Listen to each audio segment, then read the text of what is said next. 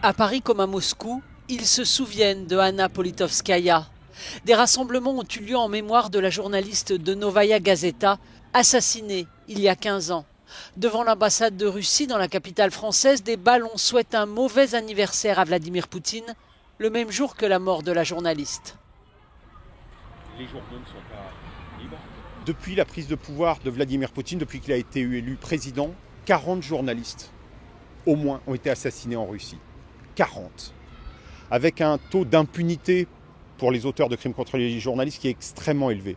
Donc, ce que nous attendions, et qui malheureusement devient impossible à partir d'aujourd'hui, c'est que les commanditaires, et pas seulement les exécutants, les commanditaires de l'assassinat d'Anna Politkovskaya soient condamnés. Ce que nous attendons maintenant, c'est qu'il n'y ait plus d'assassinats en Russie. Devant sa maison, où la journaliste a été froidement abattue, des bougies et des fleurs.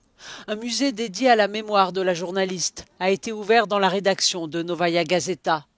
Les autorités russes et Vladimir Poutine en personne avaient promis de tout faire pour élucider ce crime. 2 des meurtriers ont été condamnés à la prison à vie et leurs complices présumés ont écopé de longues années de détention. Novaya Gazeta a écrit aujourd'hui que le délai de prescription pour cette affaire expire ce 7 octobre, 15 ans après le meurtre d'Anna Politkovskaya. Les journalistes ont déclaré qu'ils chercheraient à reprendre l'enquête et à divulguer le nom du commanditaire.